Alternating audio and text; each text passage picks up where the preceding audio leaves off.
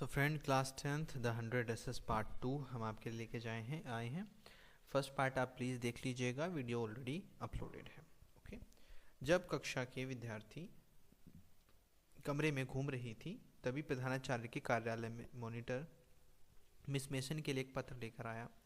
Miss mason ने उसे कई बार पढ़ा और एक क्षण के लिए विचार किया, फिर उसने हाथों से ताली बजाई। सावधान सब लोग, बच्चे ध्यान दें, सभी अपनी सीट पर बैठ जाएं। सब चहलकदमी बंद हो गई तो कमरे में स्थिरता आ गई। मिस मेसन ने कहा, मेरे पास वांडा के पिता की चिट्ठी है और मैं तुम्हें पढ़कर सुनाना चाहती हूँ। मिस मेसन एक क्षण के लिए वहाँ खड़ी रही और कमरे की शांति गंभीर और उम्मीद से भर गई। अध्यापिका ने अपने चश्मे को धीरे से और सब प्रयास ठीक कराया। उसके व्यवहार में समझ में आ रहा था कि क्या आने वाला है। यह वांडा के पिता का पत्र एक बहुत गंभीर विषय था। जब मिस मेसन ने एक संक्षिप्त पत्र पढ़ा तो सभी ने ध्यानपूर्वक सुना। आदरणीय अध्यापिका, मेरी वांडा अब आपके विद्यालय में नहीं आ पाएगी। जैक भी नहीं आ पाएगा। अब हम बड़े शहर में जा रहे हैं। अब पोलक कहकर कोई नहीं चिल्लाएगा। हम कोई नहीं पूछेगा कि यह मजाकिया नाम क्यों। बड़े शहर में बहुत से मजाकिया नाम होते हैं। भवदीय जैन पेट्रोस्की। इस पत्र को पढ़ने के बाद एक गहरी निर्वरता छा गई। मिस मेसन ने अपना चश्मा उतार दिया, उस पर फूंक मारी और उसने मुलायम सफ़ेद रुमाल से उसे पोंछा। फिर उसने उसे फिर से पहन लिया और कक्षा की ओर देखा। जब वह बोली उसकी आवाज़ बहुत धीमी थी। मुझे यकीन है कि कमरा नंबर 13 के किसी भी लड़के या लड़की ने जानबूझकर और इच्छापूर्वक किसी की भावनाओं को इसलिए ठेस नहीं पहुंचाई होगी क्योंकि इसका नाम बहुत लंबा और अपरिचित है। मैं मानती हूं कि जो कुछ भी कहा गया था वह अनजाने में कहा गया था। मैं जानती हूं कि आप सब भी मेरी भांति ही सोचते हैं कि यह जो भी हुआ है बहुत ही दुर्भाग्यपूर्ण और दुखदायी दोनों है, और मैं चाहती हूं कि सभी इसके बारे में सोचें। पहला पीरियड पढ़ाई का पीरियड था। मैडी ने अपना पाठ तैयार करने की कोशिश की, किंतु वह अपना ध्यान अपने काम में नहीं लगा पा रही थी। वह अपने पेट में कुछ बेचैनी सी अनुभव कर रही थी। यह सच्चाई थी कि उसने कभी भी पैगी द्वारा वांडा से यह पूछ जाने पर कि उसकी अलमारी में कितनी पोशाकें हैं कभी आनंद प्राप्त नहीं किया, किंतु वह कभी कुछ नहीं कह पाई। वह चुपचाप खड़ी रहती थी और वह भी उतना ही बुरा था जितना पैगी ने किया था। बहुत बुरा या बुज़दिल था। पैगी यह मानती थी कि उसने जो कुछ हरकत की थी वह मैडी यह सोचती थी कि वे गलत कर रहे हैं। वह अपने आप को वांडा की जगह पर रखकर सोचती थी, हे भगवान, क्या कुछ ऐसा नहीं कर सकते? केवल वह वांडा को इतनी ही बता दें कि जो इनका इरादा था भावनाओं को ठेस पहुंचाने का, वो बिल्कुल नहीं था। वह दूसरी ओर मुड़ी और नज़र चुराते हुए पैगी की ओर देखा, किंतु पैगी ने ऊपर नहीं देखा। वह बहुत ध्यानपूर्वक पढ़ती हुई प्रतीत हो रही थी। खैर, पैगी को बहुत बुरा लगा हो या नहीं, उसे मैडी की तो कुछ न कुछ करना ही था। उसे वांडा पेट्रोस्की को ढूंढना था।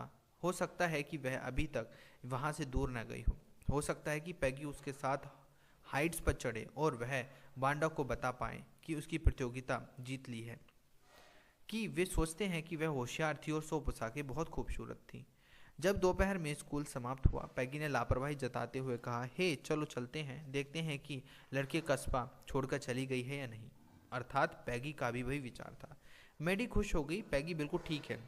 दोनों लड़कियां जल्दी से बिल्डिंग से बाहर आईं। गली में से बेगिंस हाइट की ओर बढ़ने लगी। कस्बे का वह हिस्सा जहां पर नवंबर की इस प्रकार की दोपहर में भी ऐसी गंदी हवा थी, गीला और उदास वातावरण था।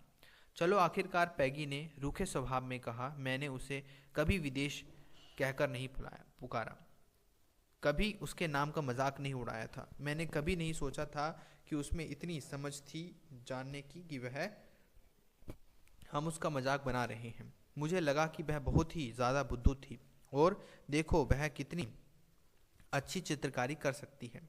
मैडी कुछ नहीं कर पाई। वह तो जो उम्मीद कर रही थी वह यह थी कि वांडा को ढूंढ पाए। वे उसे बताना चाहती थी कि वे शर्मिंदा नहीं हैं।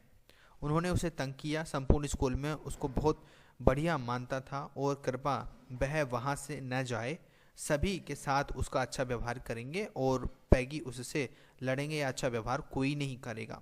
उसको परेशान कोई नहीं करेगा। घर में किसी के होने का निशान तक नहीं था जब वो वहाँ पहुँचे। पैगी ने मजबूती से दरवाज़ा खटखटाया, किंतु कोई जवाब नहीं था। वह मैडी घूमकर घर के पिछवाड़े गई और वहाँ खटखटाया। अब भी कोई जवाब नहीं था। इसके बारे में कोई शक नहीं था, पेट्रोन्स्की जा चुके थे। अब वे कैसे बता पाएंगे कि वे शर्मिंदा थे। वे धीमे से घूमे और पहाड़ी के नीचे वापस अपने रास्ते चल पड़े। खैर कोई बात नहीं है, पैगी ने कहा। अब वह चली गई तो अब हम कर ही क्या सकते हैं। इसके अलावा अब मैं उसके सभी पोशाकों के बारे में पूछ रही थी। उससे शायद अपनी चित्रकारियों के लिए अच्छे विकल्प मिल रहे थे, वरना उसने शायद यह प्रतियोगिता नहीं जीती होती। मैडी ने एक विचार समझदारी से अपने मस्तिष्क में बिठाया, ताकि यदि कुछ हो तो उसे इतना बुरा महसूस न हो। किंतु उस रात वह ढंग से सो नहीं पाई। उसने वांडा और उसकी फीकी नीली पोशाक और उसके छोटे से घर जिसमें वो रहते थे के बारे में सोचा, और उसने 100 पोशाकों की चमकदार चित्रकारी के बारे में भी सोचा, जो कक्षा में एक कतार में लगी हुई थी। अंत में मैडी बिस्तर पर बैठ गई, अपने हाथों से अपने माथे को जोर से दबाया और वास्तव में सोचा। यह सबसे अधिक गंभीर विचार थे जो उसने अभी तक किए थे। एक लंबे समय के बाद वह निर्णय पर पहुंची।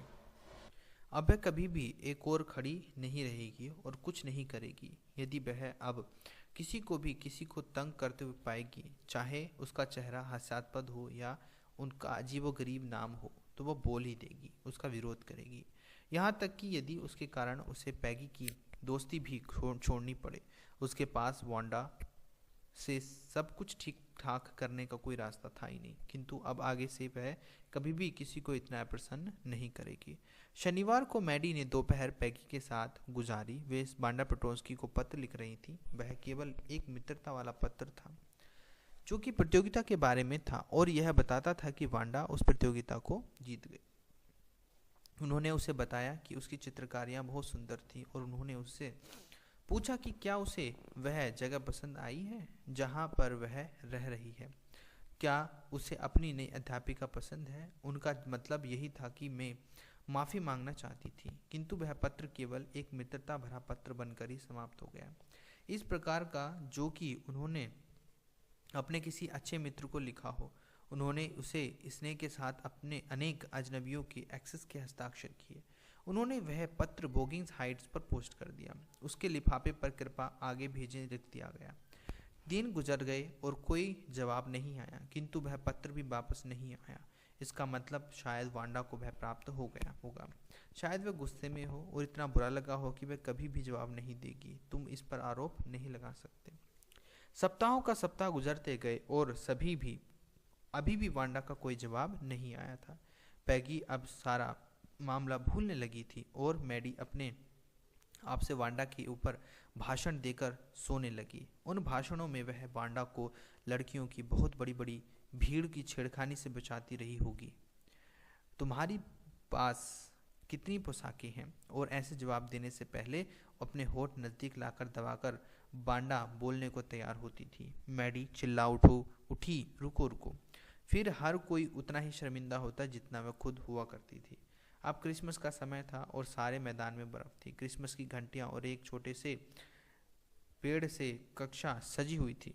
छुट्टियां शुरू होने से पहले स्कूल के आखिरी दिन अध्यापिका ने कक्षा को एक पत्र दिखाया जो उसे उसी सुबह प्राप्त हुआ था। तुम्हें याद है वांडा पेट्रोन्स्की, वह प्रतिभाशाली छोटी कलाकार जिसे चित्रकला प्रतियोगिता जीती थी। खैर उसने मुझे एक पत्र लिखा है और मैं ये जानकर खुश हूँ कि वह वहाँ कहाँ रहती है, क्योंकि अब मैं उसे उसके मेडल भेज सकती हूँ। मैं उसका पत्र तुम्हारे लिए पढ़ना चाहती हूँ। कक्षा अचानक दिलचस्पी के साथ बैठ गई और ध्यान से सुनने लगी। प्रिय मिस मेशन, आप और आपका कमरा नंबर 13 कैसे हैं? कृपया लड़कियों को बताइएगा कि वे उन 100 पोशाकों को रख सकती हैं, क्योंकि मेरे नए घर में मेरे पास 100 नई पोशाकें और हैं। सभी एक कतार में मेरी अलमारी में हैं। मैं उस लड़की पैगी से चाहती हूँ कि वह पूरी पोशाक लाल झालर के साथ रख ले और उसकी दोस्ती मैडी वह नीली वाली रख ले। क्रिसमस पर मैं उस स्कूल की कमी महसूस कर रही हूँ और मेरी नई अध्यापिका आपके जैसी नहीं है। आपको और सभी को क्रिसमस की बधाई। भवदीय वांडा पेट्रोन्स्की। स्कूल से घर वापसी के समय मैडी और पैगी के बहुत ध्यान से अपनी चित्रकारियाँ पकड़ी हुई थीं। सभी घर फूलों की मालाओं और गुल खैरों से सजे हुए थे। पंसारी की दुकान के बाहर सैकड़ों क्रिसमस के पेड़ लटके हुए थे और खिड़की पर पिपरमिंट टॉफियों की छड़ियाँ और सुंदर सजीले बर्तन जो पारदर्शी चमकदार कागजों के बने थे लटके हुए थे। हवा क्रिसमस की भांति महक रही थी और चारों ओर रंग बिरंगी बत्तियां बर्फ पर चमक रही थीं। अरे वाह, पैगी ने कहा, इससे पता चलता है कि वह सचमुच हमें पसंद करती है। इससे यह पता चलता है कि हमें हमारा पत्र मिल गया और वह उसका तरीका यह है कि बताने का कि सब कुछ ठीक है और बस यही बात है। मैं ऐसा ही सोचती हूँ, मैडी ने उदासी से कहा। वह उदार थी क्योंकि वह जानती थी कि वह अब कभी भी उस बंद होठों वाली पॉलिश लड़की को नहीं देख पाएगी और अपने बीच की बातों को कभी ठीक नहीं कर पाएगी। वह घर गई और अपना पतचित्र सोने के कमरे की गुलाबी फूलों वाल पेपर के कटे हुए हिस्से पर लगा दिया। वह बिखरा हुआ कमरा उन रंगों की जगमगाहट से मानो सजीव हो गया। मैडी अपने बिस्तर पर बैठ गई और चित्र को देखने लगी। वह साथ में खड़ी रहती थी और कुछ नहीं कहती, किंतु वांडा ने उसके प्रति फिर भी अच्छा व्यवहार रखा। उसकी आंखों में आंसू झिलमिला गए और वह लंबे समय तक उस चित्र को टकटकी लगाए देखती रही। फिर जल्दबाजी में उसने अपनी आंखें पोंछीं और उसके उत्साहवर्धक ध्यान से अध्ययन करने लगी। पोशाक के रंग इतने गहरे थे कि उसने उस चित्र के चेहरे पर और सिर पर लगभग न के बराबर ध्यान दिया था, किंतु वह उसके जैसा प्रतीत होता था। मैडी वह वास्तव में उसके मुंह के जैसा दिखता था। वह क्यों उस जिसके जैसा दिखता था? वास्तव में सचमुच वह उसके लिए ही बनाया गया था। खुशी के मारे पैगी की ओर भागी। पैग, उसने कहा, मैं तुम्हारी तस्वीर देखूं। क्या बात है? पैगी ने पूछा। जब वे बुदबुदाते हुए उसके कमरे में पहुंचे, वहां वांडा की चित्रकला बिस्तर पर औंधी पड़ी थी। मैडी ने ध्यानपूर्वक उठाया। देखो, उसने तुम्हें बनाया था, यह तुम हो। उसने हैरानी जताई और इस तस्वीर का सिर और चेहरा बिल्कुल पैगी के जैसा ही था। मैंने क्या कहा था? पैगी बोली, उसने सचमुच बहुत पसंद आए होंगे। हाँ, उसे ज़रूर आए होंगे, मैडी ने माना और उसने अपने आंसू पोंछ लिए जो हर बार आते थे जब भी वह वांडा के बारे में सोचती। स्कूल के मैदान में धूप में अकेली खड़ी होकर निर्निमेष हो और उन लड़कियों की टोली को देखती जो उसके चले जाने के बाद यह कहने के बाद ज़रूर 100 पोशाकें सभी कतार में लगी होंगी का वर्णन करती हूँ। तो ये थी गाइस 100 ड्रेसेस पार्ट 2 की समरी।